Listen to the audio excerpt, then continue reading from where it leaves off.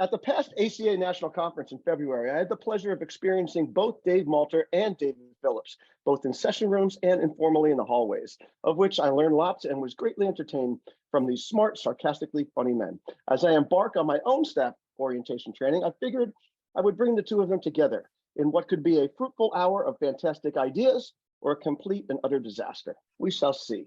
This is the Day Camp Pod.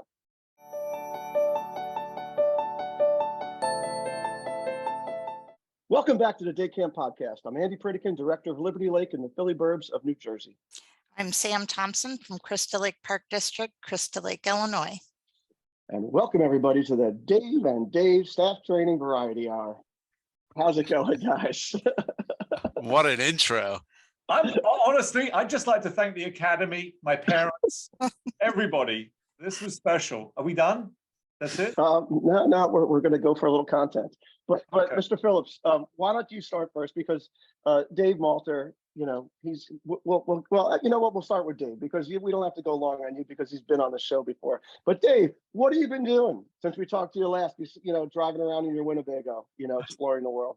So still working on Skyer Insurance risk management pieces, still working at Gratz College on a master's program. And this summer, a little advertisement, if you're still trying to hire staff, we're offering an undergraduate course for camp staff. So if you're trying to hire seniors, juniors in high school, freshmen and sophomore in college, shoot me an email, we'll talk. And trying to finish my dissertation, should be done with that this summer. So lots going on and be back in Philly. It's good to be back. Weather's starting to warm up, so it's all good. Awesome. All right, and now new to the show, the man of Immersive First. All right, we saw his sidekick a couple of weeks ago, Danny Weir, and now we got the big man himself, David Phillips. No, you got the best with Dan. You definitely got the best with Dan. Well, you know, Dan was thrown to the day camp wolves, you know, on Long Island with doing the YMCA thing. But Dave, I know that you've done a whole lot of camping as well as consulting now. So tell us about your little camp history. I started in 80 and fell in love with it. It got into my bloodstream, and I don't think it's ever really left. So I've directed various camps, been the exec of a number of organizations, and just I can't get it out of me. I don't know what it is, but it's so infectious and it's so powerful. And the truth is, Andy, the reason I love it is because I think it's just simply the most powerful product we have available in our arsenal of youth development options. So that's it. By the way, I just want to wish Dave Malter best on his dissertation. I know ChatGPT is helping him enormously. I just want to, was that wrong? You know, nobody from Gratz is listening, hopefully. So, and by the way, if people listen to what Dave said, the truth is that's a fabulous program and people should apply. You owe me $1, Dave. You owe me $1. No doubt, no doubt. All right, so just to frame our conversation, which has no outline and is not rehearsed, we basically, if you go back a few years, staff training, 2020, all right, the goal was to keep everybody alive and keep them from getting COVID. 2021, we were dealing with the mental health of our staff and our campers, and that was a huge focus of everything. 2022, if you weren't doing the mental health thing, you were probably doing the DEI thing. And now we have a crew of counselors at our camps, and I'm not quite sure they know how to be camp counselors. We have middle management people. I don't know if they know how to be middle management people.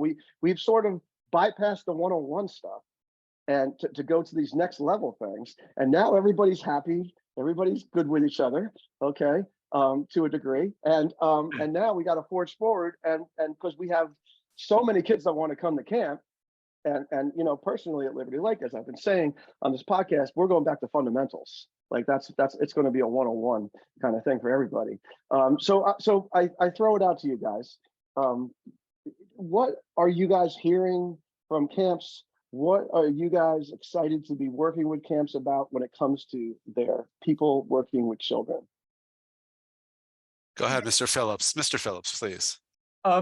So I'm a long picture sort of person. I don't really love the episodic nature of crisis. And I think that to an extent, we've wrapped ourselves up in that. And it's not, Andy, that anything you said is not accurate. They're all accurate.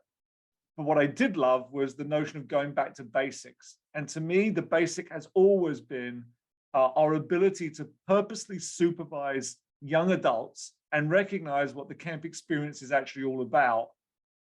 To me, it's never been about the children. We have to have children there or people would notice, right? They'd be worrying why there's an empty camp. To me, it's always been about the developmental approach to 16, 17 through 23-year-olds. And to me, the principal issue has always been, how do we supervise them to success? Because this is really the last place left where young adults can fail and it's not cataclysmic and they learn. So to me, that has always been, obviously I disappointed him with my answer. I mean, geez, he's already left. We told you there's only 34 people that watch on YouTube, Dave. It doesn't matter. So, you know. The point is you left me and I felt bereft. I needed a pen. I'm sorry.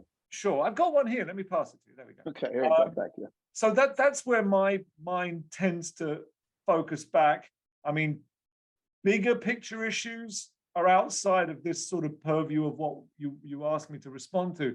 But when I think about it, we tend to give this title of supervisor to lots and lots of people without really understanding the enormity and the importance of that role. So that's usually where my top of head sense goes when I think of this stuff. So I'm glad Andy's declared that the mental health crisis is over. He single-handedly I'm calling it secondary. cured the world. It's secondary. It's going from primary to secondary. That's all I'm saying. Back to basics is great. Personally, my focus has really been, how do you get them there and how do you keep them there? There is just so much competition for your staff's attention in the world, and you've got to really figure out how you're going to get them to camp and how you're going to keep them there for as many days as you possibly can. And what you're going to do for them, it's no longer a one-sided equation. And it's really about how you're going to, it's great to say, this is a great opportunity. You're going to learn a lot. These are great skills that are transferable and all those great things that we talk about, but you've got to really show them that. And you've got to really talk about it openly and honestly, and help them. They can't figure it out on their own. You've got to really direct them and say, this is the benefit to you and to the kids that you're going to be working with. And your lack of commitment, if you leave after 3 weeks or 3 days, makes a huge difference in somebody else's life. And something that I said at Tri-State recently, it should feel more like camp, your staff training. Enough with, as somebody who spends a lot of time in a classroom and has for the past 15 years, enough with the classrooms, enough with the lectures, enough with the handouts. We've got to treat it more like camp, make it more fun. Dave, you don't think a book that thick of orientation notes is the way to go? Because I just think that's stunning. Every staff member reads that whole thing. I know they do. Well, because they sign it at the end, so they must be reading it. You've got to take it down a notch and let them connect. I know mental health, and I agree with Andy, is secondary. DEI might be secondary as well, along with it. I don't know if that's secondary A or B, but you've got to let them connect with each other and learn to like each other and learn to want to work together. I mean, I talked about it at Tri-State. There are companies who spend millions of dollars on staff engagement and happiness and whatever they call it at their company. I mean, Fortune 100 companies are investing so much time and energy into this, and we need to do the same. And it's built in for us. It's the most fun you could have. Why not? Why aren't we doing more of it? So that's my pitch. My starting pitch. Tiff, who's usually our third host person here, she's not here because she's at a corporate engagement right now where she's basically training corporate stuffy people to be like camp people, so yeah, that is a big thing. But Dave, I want to go back to the commitment thing. All right, I don't know if any of you guys watch South Park. You should. All right, but they just had a great episode in which Cartman and Butter started a taco place or something like that, and immediately, it was like, oh, it's do nothing Tuesdays and relax on Mondays, and wait, I need an extra lunch and I need a mental health day and all this kind of stuff. Yeah, and it's a really funny episode. But there's truth to it. That's why South Park is so brilliant. When TikTok is telling kids, young people, that you can work for $30 an hour by sitting home on your laptop, where you could just do DoorDash and all this kind of thing. I got picked up by an Uber yesterday that had a DoorDash sign in his window. So like these people are like, it's an interesting way to grow up right now. Hang on, do you have the address of the place I can work for $30 an hour doing this? Because that sounds like really cool. Look, people are desperate. People are desperate. Wow. In certain areas, I don't know, but camp, right? The camp job, I feel like, is a Tyrannosaurus Rex or a Brontosaurus, right? Where we're just plundering through the swamps, and we're just like, no, we need 8 hours a day in the heat and all this kind of thing. And it's this old school kind of thing, which I think that there are kids that are brought up a certain way, that have a certain work ethic and all thing, that really, there are still people that will go for that challenge, right? But then there is certainly a lot of people, the ones especially that never went to camp, which by the way is most people, who are going to be like, are you kidding? Like 8 hours every day? Yeah, every day? I agree. I can't do two days a week. I can't do that. But Ed, I want to go back to something real quick. I don't think it's a work ethic issue. I think it was a lack of information issue, right? When the people on this call were growing up, all of us, there was no internet, there was no TikTok, there was no whatever it is. So there was a lack of information. So if you worked somewhere, you worked there and you did what your boss said because you didn't really know any better, right? And you just made the point. Now, you watch people not work and get paid lots of money. Now, there's very few of them, but because their voices are amplified, everybody thinks that I'm going to be on TikTok and get 1 million followers and be an influencer, baby. Be an influencer and live in this fancy house and drive these fancy cars and make lots of money. And I think you're absolutely right in some ways. I will say that your camp's a little different. And I would say most camps are on like a 6 to 8 period day, right? It's the way it's always been. There's 6 periods, 8 periods. You're scheduled for those periods. It's very structured, right? Considering we talk about camp as different than school. So my pushback is let's loosen up a little bit, right? If you're 17 years old and you're going to this job where this person in front of you is telling you you're going to have the most fun summer of your life. It's not going to feel like school. It's going to be amazing. You're not going to believe it. You're going to play all day.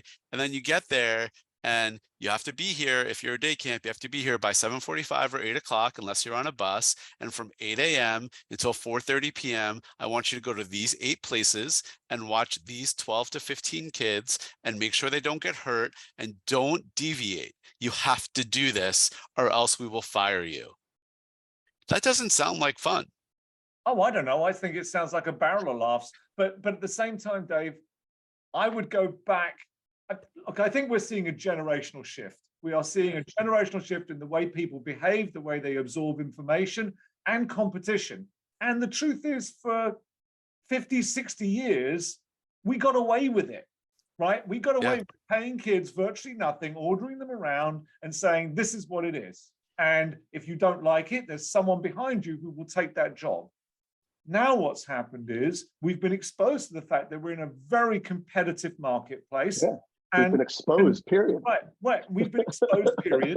And to an extent, what's also happened is I think there's been a void of leadership at some camps in terms of role modeling and the ability to actually tell staff transparently and positively, and sometimes with feedback, what that experience means and how important it is. And to an extent, Dave, I think you said it was buried in something you said, which I hate to admit you said anything good or smart. Makes me feel physically sick. Wait, now I have to get a pen. Hold on, let me get a pen. Okay, I'm ready. Dave, it was 5:33 Eastern time. It's already gone out of my mind. It's actually lost. But it's something about this notion of commitment. And, I'm working with camps that are having terrible trouble not attracting staff. They get the staff sign on, and then guess what? 2 weeks later, 3 weeks later, a month later, 2 days before camp, they get a call saying, hey, I'm going to work at Cold Stone Creamery. They're offering me more, whatever. So one of the things, because I like to think podcasts offer solutions, right, is working with a bunch of camps around how you make the signing ceremony, literally a signing ceremony for contractual obligation, something that really is special. And some of them, for example, are sending staff a special pen. They're sending them a special shirt. And they have a signing ceremony on Zoom with the person where they reinforce to them that your word is your bond, which is something which, you know, I grew up with. And I don't think it's fair to put down a generational perspective when, frankly, that's what they're learning from what they see around them.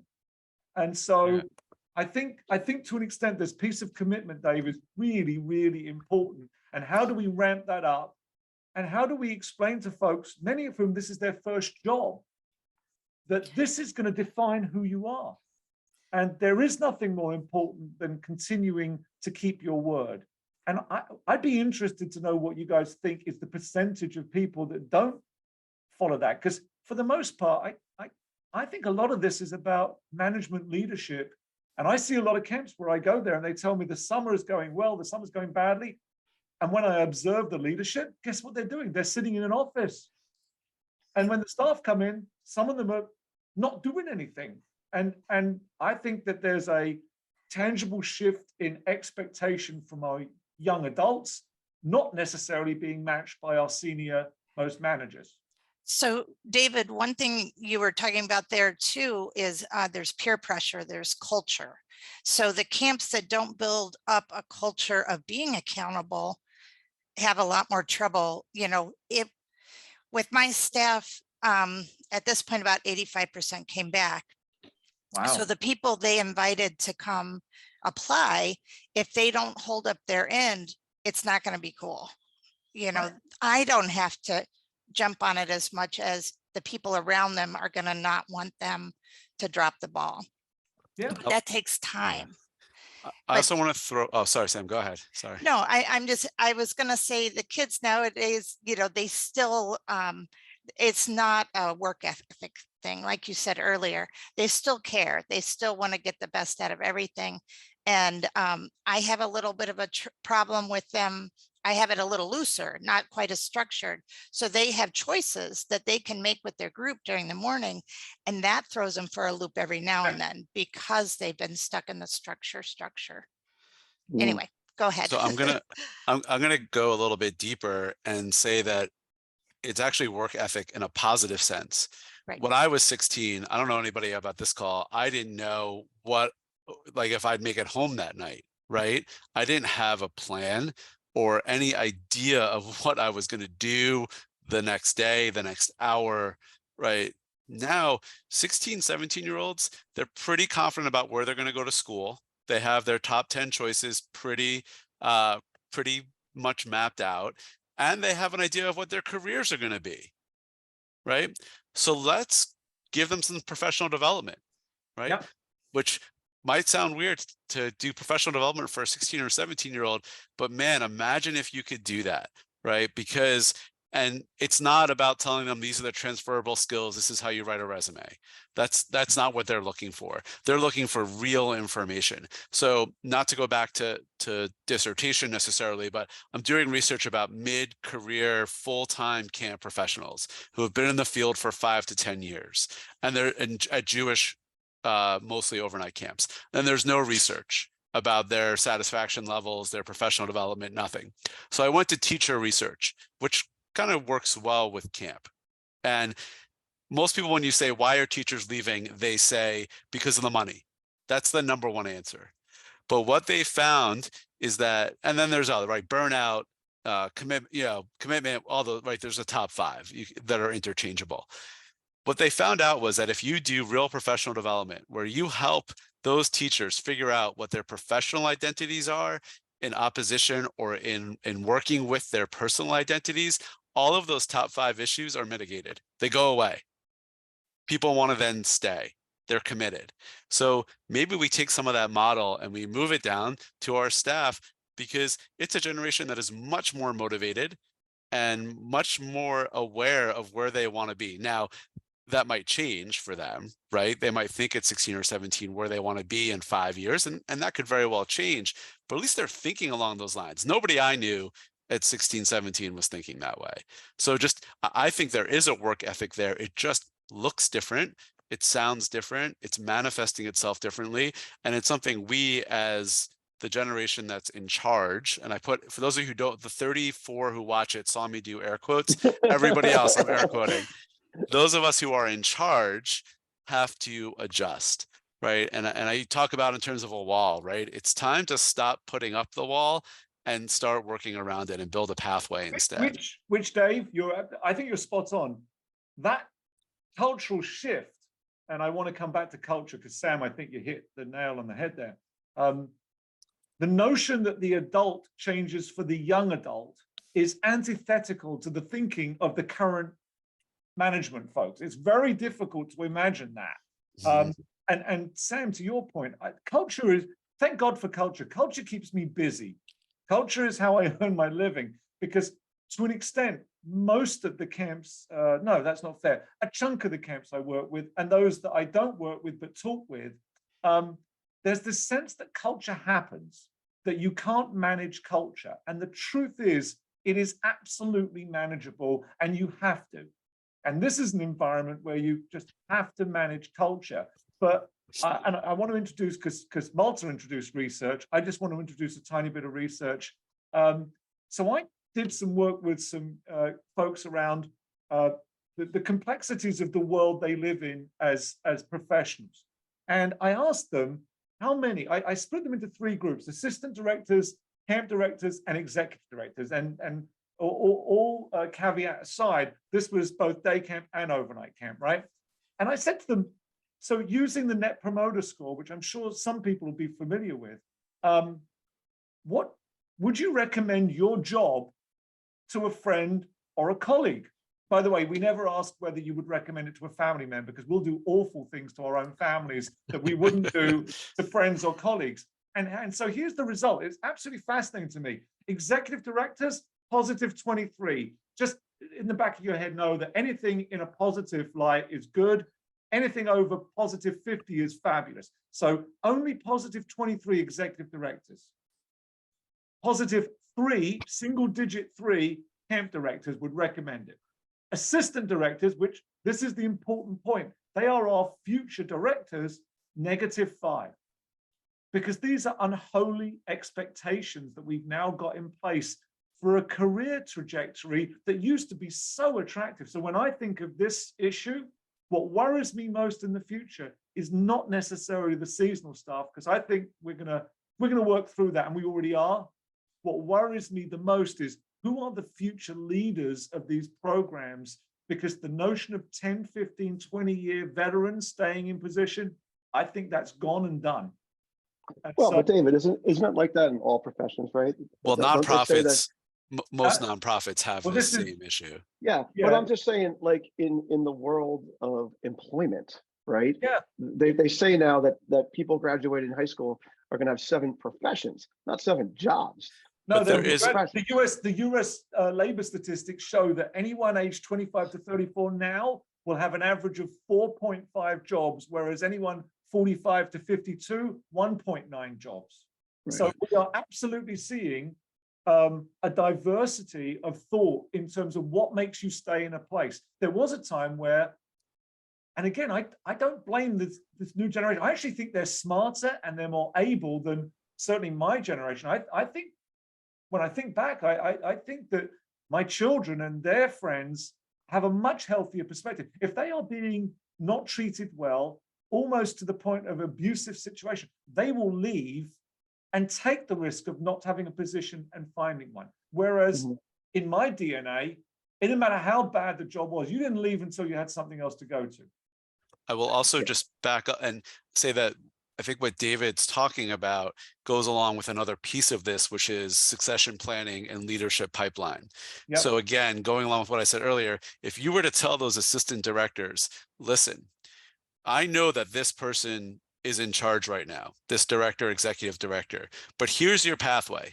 Here's how we're going to get you to their level. And that person's going to retire in X number of years, and we're going to get you prepared to take that job. That person is staying at that job. Much more likely. You really think so? Yeah. If you have the Yes. conversation, it's much more likely that they're going to stay. And we can do that with our seasonal staff as well. And I talk to camps about this all the time. And the example I always give is, let's say you have a lifeguard, right? 17-year-old lifeguard, amazing camp person, right? Does an amazing job at your camp, does everything above and beyond. And you have a waterfront director, whether it's at the lake or at the pool, who's 23, and they're the waterfront director. And that 17-year-old is like, oh, I could do that job, right? Why can't I do that? And they're there for a couple years, and they're thinking it and you're thinking it, right? So Andy's sitting there saying, wow, that 18, 17, 18, 19-year-old, they could be my waterfront director one day, but it's never talked about. There's never any conversation. That's a good point. What's going to happen? That 19-year-old is going to get a job offer at 20 from another camp saying, would you like to be our waterfront director? And they're going to say, yeah, that's been my dream. Meanwhile, Andy already had him or her pegged to be the waterfront director, just never said anything and never sent them to, I mean, I know Andy was at a pool director class this week, Oh, yeah. right? Oh, yeah. Right. And, Yeah. but imagine if Andy could tell that 19-year-old, right? Before next summer, I'm going to send you, or we're going to go together to the pool director course. So when you're 21, I'm going to give you the assistant waterfront director job. And then when you're 22, I'm going to move that other person to a different leadership role, and you're going to want to run our waterfront. You will have that person for life. Is there any possibility, but also, is there any possibility, Dave, that Andy is just a horrible person and this person is happy to take the job? No, not Andy. All right. Not All Andy. right. Time out. I call time out on this because I have to, Dave, we have to talk about our friends at AM Skyer. So I'm tossing you the ball because you know them as well as I do. Okay. What can you say about Henry and the gang over there in Hawley? Putting me on the spot here. I am putting you on the spot because I know that you know how you feel. So I know it's so I am very lucky to be an AM Skyer partner. I do a lot of work with them, and they're incredible people. They insure many camps. They've been around for over 100 years insuring camps, and they are really an organization that cares about you and cares about your camp and the success of your camp. And they're not just there in a time of crisis. They're not just there to collect the check. They're there to support you in all sorts of different ways. And I'm one of their partners. They have all sorts of different types of people who are their partners, lawyers, HR people, psychiatrists, orthodontists, everybody. Right? PR, lawyer. I mean, it's just, it runs the gamut. They're always looking for new people, new perspectives. They offer great information. And I, again, am privileged to be one of their partners. And we're very lucky in the camp industry to have them on our side. Great. And they were very, very instrumental in setting up the camp Yes. program at So Gratz. they're a huge part of my master's program and now my undergraduate program. They're huge supporters. They always have been. They believe in education. They believe in professionalism, credentials. So they've been a huge part of that from the beginning. They actually were the ones, Henry was the one was the spearheaded this idea with a few other people. And so Andy, if it's okay for me to drop just a tiny piece about Skyer. Sure. So I have known them for a very long time, but really not really got to know them until the last year. And I spent time with Henry and Amy. These are really caliber people. And that's really what I go by. The product line is the product line. I go by how people treat people and who they are. These are spectacular people. Yeah. Well, you know, they just got like 3 commercials for the price of 1. So there you go, Skyer. Charge them 3 times. 100 years, family business, experience the AM Skyer difference. You could learn more at amskyer.com. All right. So now Can I touch on one thing that Dave talked about with succession? Please. So I'm at that point where a lot of my people have been here a long time. So they're starting to retire, starting to, you know, there's openings happening. And so my assistant directors, all of them are new this year, but they have assistants now So if one of them is gone for a week, who's the next in line? They all want to know who's the next in line. So I've got multiple payroll codes. So if they have to leave early, then the next person gets it. And, but it really, like you said, it's been amazing, the interest and the way that people have been here a few years see themselves and feel like, hey, I can do that job. I don't So think it's- I don't think everybody ever thought this was a career or a long-term thing, right? You didn't have camps with 4, 5, 6 or more full-time people, or, even working 6 months out of the year, whatever it was. It was a small industry, pretty close knit. And now people see all this opportunity and I think they really want to be a part of it, but you've got to treat it, I think, as David was saying, a little bit differently and really be more thoughtful about it and get those people to want to continue and stay and come back or never leave. And it's really important. Well, intentionality, right? Yeah, totally. Absolutely. Great word, Andy. Yeah. That's exactly it. So if you guys were at the stage I am today, where I'm literally just like laying out my things, okay, this is what I have to do. I have to have the Dave Malter, Kathy Fisher child abuse talk. I have to talk about this. I got to talk about that, right? What in your mind is a prioritization? Yes, Dave, you're 100%. We should make it fun. I'm with you 100%, right? It's got to be campy, no doubt about it. But what kind of, if you were going to put in modules, learning modules, what kind of learning modules are you guys seeing that you would put into yours? Who wants to go first? Mr. Phillips? So it's a great, Andy, it is a great question, but I guess I would look at it through two different prisms. The one prism is the staff themselves, that young team of 16, 17, depending on your camp, through 23, 24, 25. And then I think there's a management perspective. So for me, when I work with camps on management and they talk about these orientation periods and this teaching period, and they have, again, these books, and if you were watching it online, you'd be able to see my hand is showing like a thick manual. I think that's all virtually irrelevant, right? There's some administrative stuff that has to be. I tell the senior management, orientation to me is about determining whether the people that are there under a certain amount of duress and stress are suitable to be working with other people's children. And to me, that's the first level. That's the first module, if you want to put it that way, from a management point of view, is, are these people going to fit in terms of work ethic, culture, Menschkeit, which is a nice way of saying, are they good people? And if they're not, I've very rarely done this, but over the course of my career, maybe I've asked 3 or 4 people to leave during orientation. And frankly, I've said to them, we're going to pay you your whole summer salary. We just can't have you here. It's better you're not here because you could tell. So that's on the management side, there's lots of stuff. On the counselor side, the hands-on stuff, what they, I believe, want, and I think Dave hit on it, without being overzealous about it, there's got to be a certain amount of fun teaching that happens. And if it becomes too formal, I think it leaves. So for me, I think one of the most important modules is about supervision. It's my go-to piece right now, because I just see it being at the epicenter of good experiences. And if we don't teach not just people how to supervise their colleagues, but what the colleague should expect. This is the real magic, right, to me.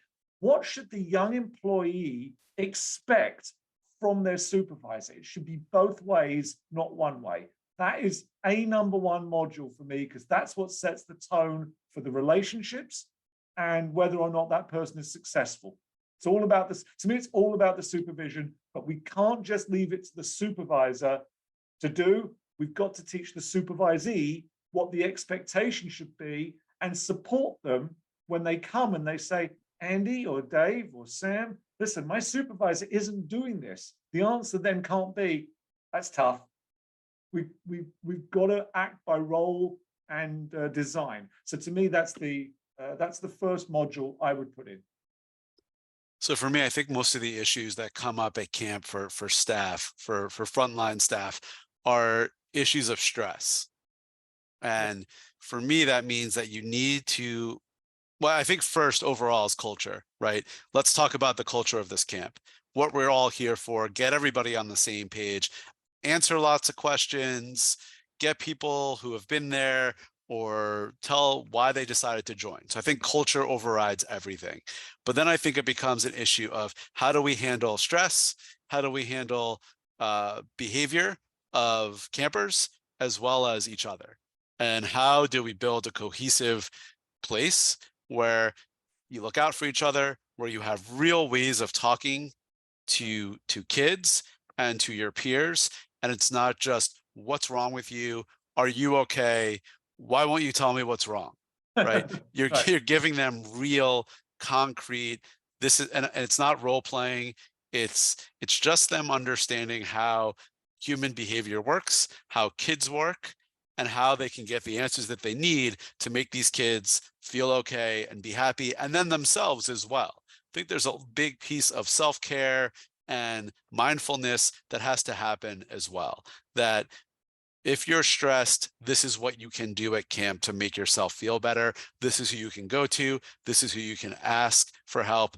And then the last piece of it really for me is this new idea of a staff experience. And what does the staff experience look like, or sound like, or feel like? We spent a lot of time talking about program. We're going to do Gaga and swimming twice a day and tennis. And then there's an arts and crafts program, and we're elective or not elective. We talk a lot about what the experience is like for campers. Well, what is the experience going to be for the staff? Going back to what we started with early on today is, David asked where you can find a job for $30 an hour. I could tell you where. If you go to Buc-ee's, which is like a gas station on steroids in Texas and Florida, on their gas pumps, they are now advertising jobs for about $22 to $23 an hour. And for that $22 or $23 an hour, you'll also get 401k right away, 3 weeks of vacation, paid tuition, childcare, bonuses. So that's an experience, right? And a fun work environment where everybody there seems pretty happy to be working there. You could say the same for Wawa's, or David mentioned Cold Stone Creamery earlier, right? What is about those experiences makes young people, besides the money, want to work there? Well, then translate that to camp. What will the staff experience be like for them?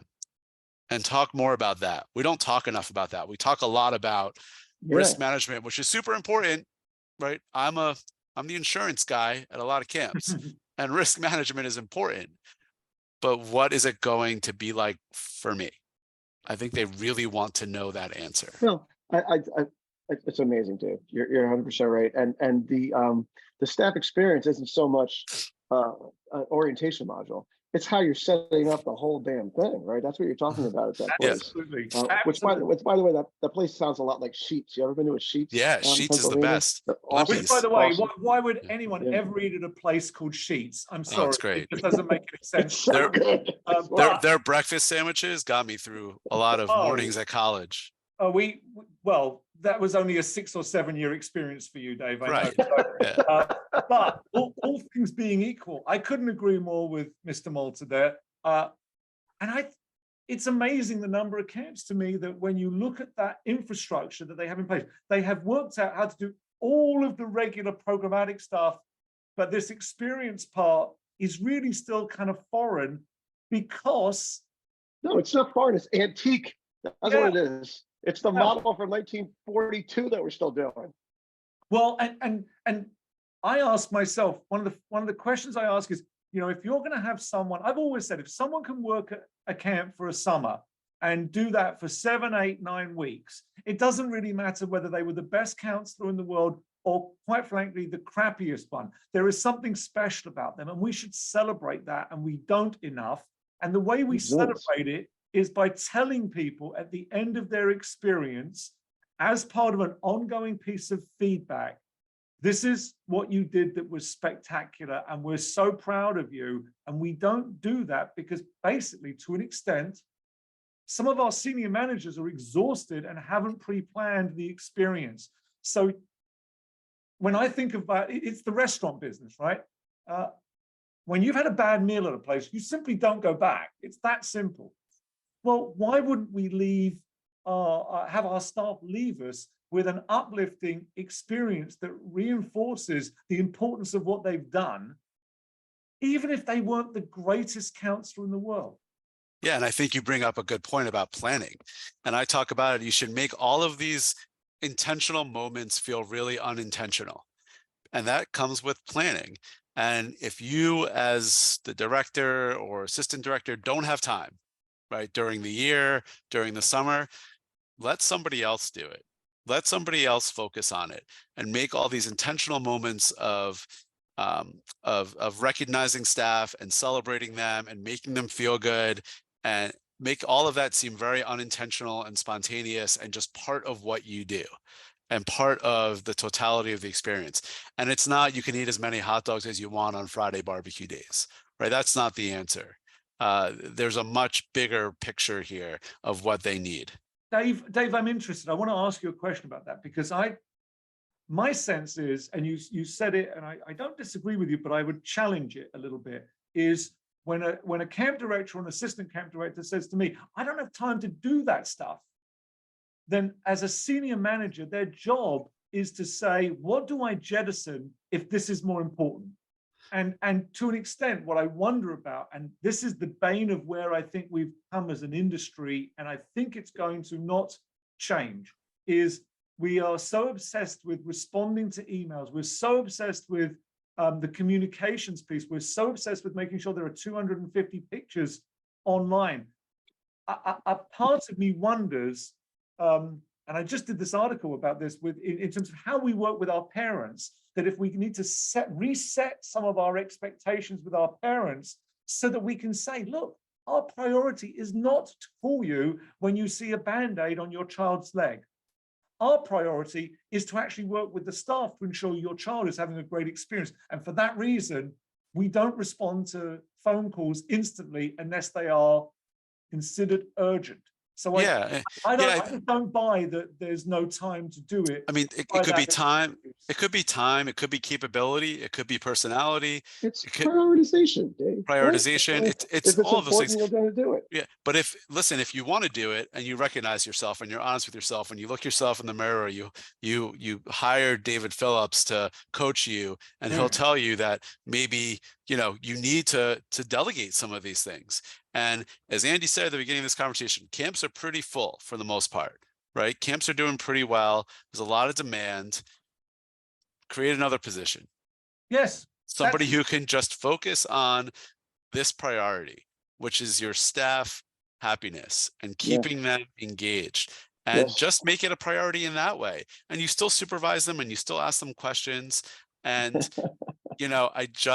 I think you just have to make it part of what you do. And if you have to be honest with yourself. If you're not into it, or you think this is all BS, and this is the way that I've always done it, and this is how I'm going to do it, and I don't even know what these guys are talking about, they're ridiculous, fine. That's okay. Hire somebody else to do it and just let them do it. Give them a budget, right? Give somebody a budget. Evolve or perish. That's right. Well, and Andy started off with the back to basics. So if we can reset our parent expectations that our priorities are going back to the basics all the way around, then they're not going to expect all those pictures on the website. And Yeah, but if that's getting in your way, right, Sam? Like if the 250 pictures a day or whatever it is getting in your way, hire somebody else to do that, right? Well, or use Waldo, right? Or one of these other programs. If you have CampMinder, use their program. Yeah. So you don't have to just somebody's taking pictures and you don't have to think about it, whatever it is. You have to figure out what's important and what's not, and what you should be spending your time on and what you shouldn't be spending your time on. It's all important, right? We can establish that everything's important. And I agree. Like, I think you should have an away message on your email during the summer that here are the people that you can respond to, who you can contact, who deal directly with your camper and know everything about this issue, right? If it's anything bigger, I'll get back to you. But here's their name and their email address if you need to talk to them. And other than that, you should be out amongst the people. I couldn't agree more. But this is about culture. Yes. Yeah. In the end, it all comes down. I think, Andy, you're right. Evolve or perish is an appropriate way to think about this. I think the problem is sometimes that perishing is going to take a long time and be very painful. and that when you hand it on to the next person, there's an expectation that they fix that which has been devolving for 5, 10, whatever it is years. And Andy, you're very fortunate. You are, in that private camp world, you are responsible to yourself. In the nonprofit world, yes, one of the areas where I see tremendous challenge is the fiduciary governance board, yes, that really has no idea of the business they're in. Right, and all attended the camp 40 years ago and have that in their mind. And by the way, don't understand why can't we do open gang showers anymore? And right, is it inappropriate to have a cabin group that are the winners and labeled as such versus the loser cabin? I mean, this stuff is still, it's rarer and it's become rarer. No, but it's a struggle. But it's a struggle. And when I look at these governance boards that I work with, a number of them really are lost in the weeds of understanding. And David, that's the government jobs like mine with like the nonprofit, we have several layers above us and we're only one little program amongst a bunch. We're not the priority. So yeah, I love that point, because how do we keep relevant to them and how do we explain what we're doing to them and keep them sending resources our way? And Sam, the challenge, and I feel terrible, and it's one of the few reasons where I would say a consultant has real opportunity, is it's really, really difficult for an employee to turn around to their employer and say, you don't know what you're doing, you don't know what you're thinking, you have no idea. So this is one of those moments where I spend a bunch of my time going and doing presentations, would you believe, on the business of camp. This is the business you're in, understand it or struggle. But Sam, just so you know, if you're going to hire somebody, they have to have a fake British accent, so it sounds more sophisticated and I'm not even real. from England. I mean, honestly, I'm from Brooklyn. I just use the accent. Yeah, it's really sad. It's part of the program. You pay extra for it. I think it's my shallow. It's a line item. It's at the bottom. Yeah. No, let me just quickly give a shout out to our friends at CRS, Commercial Recreation Specialists. It's the blow up stuff, Dave. Right? And you have one behind you, Andy. I can see it behind you. Look at that. Will you see that little thing? The 34 people on YouTube. Yeah, the water trampoline right there. It's my rave water trampoline. Are these 34 people your family? You keep talking about 34. No. It wavers. Sometimes it's 37. Most people listen to the podcast, but there are a lot of people that just subscribe on YouTube and that's how they listen. They should. CRS, my man Rich Wills and his buddies out there in Wisconsin. They've got the disc golf, they've got the shade structures, the playgrounds, the splash pads, the emergency alert and lightning detection, David Phillips. You understand that? It can detect lightning, all right? They've got the Playtech disinfectant that we talked about a lot, Zoom flumes, prime carts, kangaroo jumpers, mini golf setups, inflatable courses for your pool or lake, and they've got that log that you can get on, a big log, and go rolling on. So anyway, and you can meet Rich Wills at any conference, anywhere. Any and every. He is at every conference. Guy. You'll see him. Great guy. Central Casting, 6'4", strapping great guy, man. So they have the best recreation solutions to keep the camps going strong. Check out their website at crs4rec.com, because CRS is serious about fun. So something that I have to what was the time on? I got to write that baby down. So something that I wanted to go on about Malter. He said something, well, prioritization and such, right? And hiring a person to do that job and such, right? I think we're at this point now where most people are recognizing that all the time and effort and money and bandwidth and whatever you want to call it that we've been spending on the campers. We've been sitting there for years going, the most important resource at Liberty Lake Day Camp is our staff, right? We've been saying this crap, but now we have to put our money where our mouth is, right? Amen. And having a person that can do that, because you're 100% right, Dave. The director cannot do that. The director or the owner or the executive director, that person is taking shrapnel for all directions all day long. They cannot be responsible for the camp, but for the staff experience, as we're saying. But yet, we hire a camp mom to talk to the moms, and we hire, all these different things for the kids. Now it is time to do the same for the staff. And yes, we will be having a person at our camp that is And it dealing with that doesn't stuff. mean, and again, it doesn't mean that that person just has free reign to do as they wish. You're still communicating. They're a part of your leadership team. They're a part of your culture.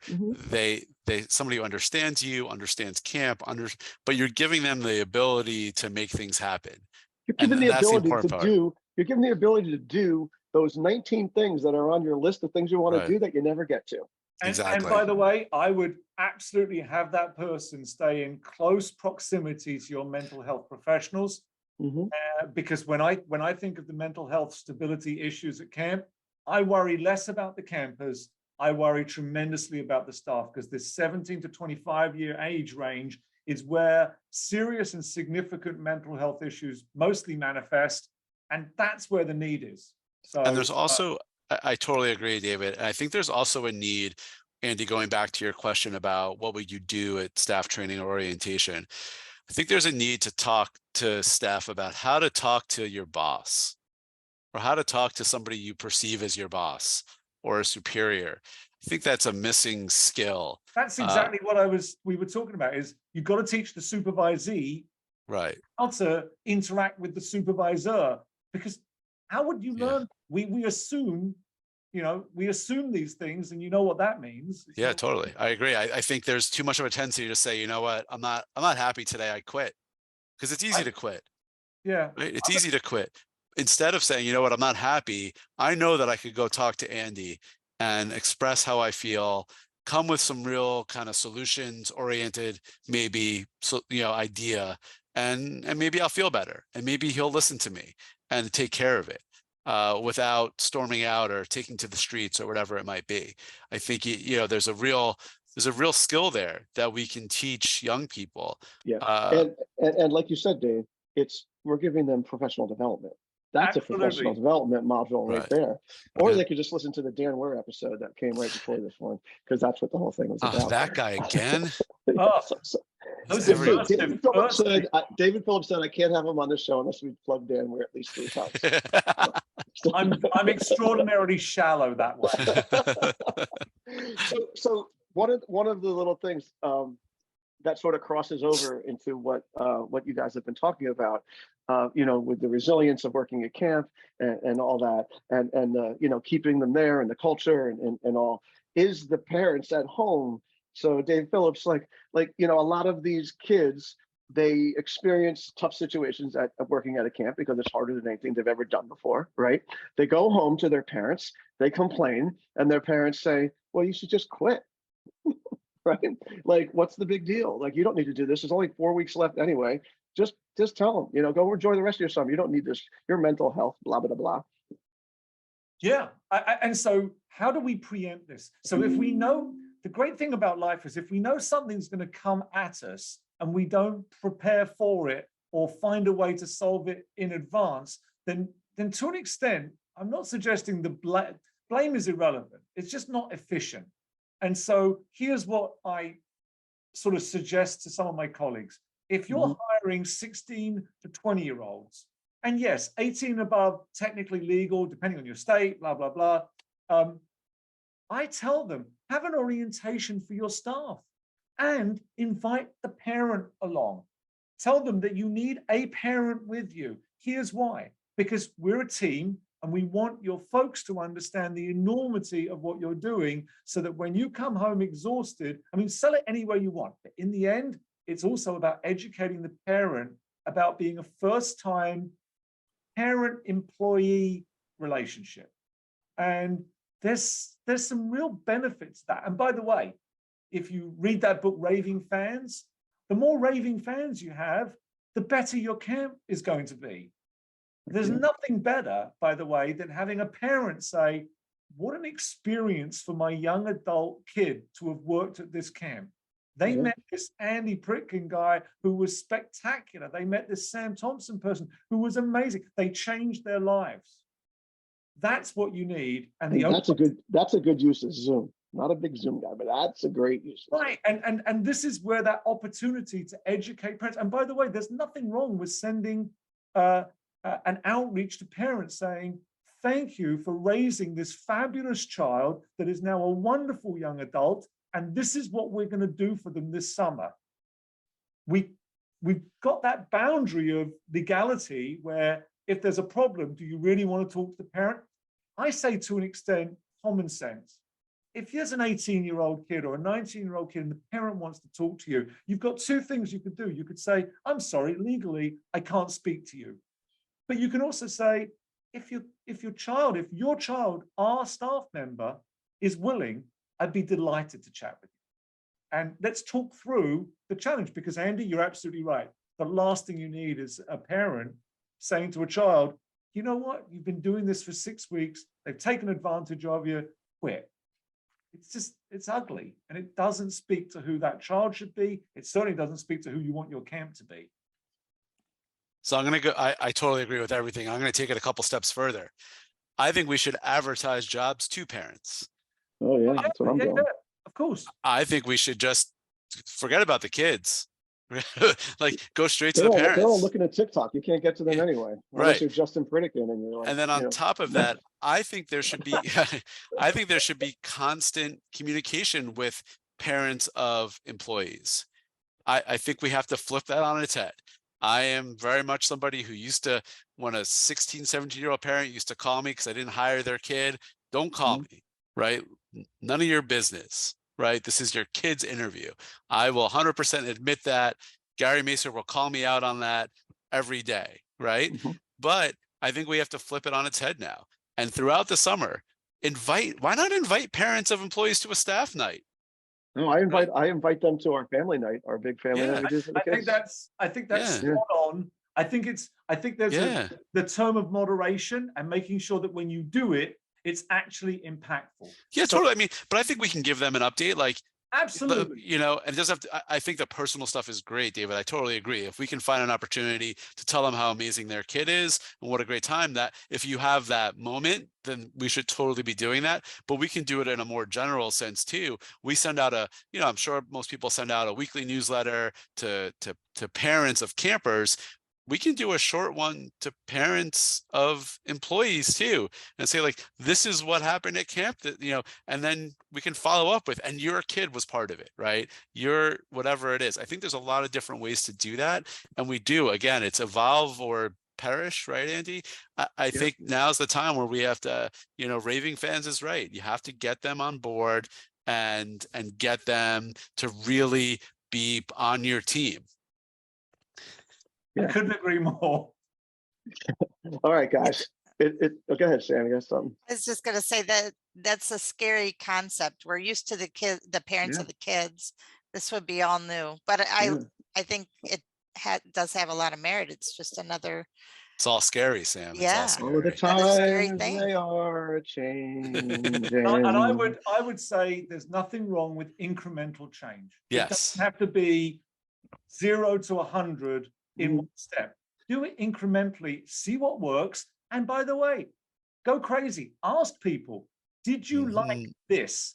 Did this work for you as a parent, as a staff member? Did it work that we were communicating with you this way? There's nothing wrong with asking. Don't be afraid to get that feedback. Yeah, I mean, the session I did at Tri-State, one of them was small changes to make a big impact on your culture. And it's all about incremental, doing what you can, finding the resources to do it, and then surveying. Don't be, like David's saying, don't be afraid to ask. You might not get an answer you like, but at least you know. And then also, you know, David was talking a lot about supervision. Get those seasonal leadership people involved in the conversation. Get their buy-in. I've made too many mistakes too many times of doing something without talking to them first. And if you don't have that piece of camp behind you, it's going to fail. You have to ask people what they think, what their ideas are. David's a genius, obviously. He's got it down. You really have to survey, ask questions before, during, and after, and get others involved. And it doesn't have to be all at once. These are all, you know, we've talked a lot about big ideas and big changes. Do what you can, right? Take it at your pace, but show that you're making the change. Make Yeah. a big deal about it too. Don't cop out. Yeah, the Yeah. easiest, as we know, the easiest thing to do is nothing. Right. My old mentor used to say, David, you better stumble. And I would say, well, why stumble? He said, because if you don't stumble, you're standing still. And that's unacceptable. You've got to keep pushing forward. Yeah. Mm-hmm. All right. Well, that's a great way to sort of wrap things up, boys. That was a solid hour. Good job. Woo. Woo. Are we done? So I can say horrible things to Malter now? You want to get a jab in right now. I mean, normally I only want to schedule half an hour with David because I can't stand him for much longer. This went by better than I thought. Honestly, I just, you can't see it here, but on my screen, I actually have a picture of someone else over your image. And by the way, I still think my comment, you guys are not fun. I thought my comments were both appropriate and inappropriate in the chat room, just to see if I could put Malter off. And I think I got you with the last one. The last one you got me. I got you with the last one. Because it was so accurate. That was the weird thing. Well, I didn't write that. That literally was something your parents. My parents, yeah, my parents called you, yeah. Your parents would be very proud of you right now, Professor Yeah. David, especially when you have that dissertation certificate on your wall. Yeah, that should be happening anytime in the next millennium. Should be great. Well, listen, I want to thank the Go Camp Pro team, AM Skyer, and commercial recreation specialists for allowing us to bring this podcast to you. If you like what you hear, you should subscribe to the Day Camp Pod. Get it every couple of weeks, just flying into your cell phone there, all right, on your favorite podcast platform. Check out our show notes from all our episodes at daycamppodcast.com, as well as contact info for the show, for our guests, David Phillips and David Malter, and for me and for Sam. So thanks for listening and making yourself a better Day Camp Pro. We'll be back in 2 weeks with another episode of the Day Camp Pod.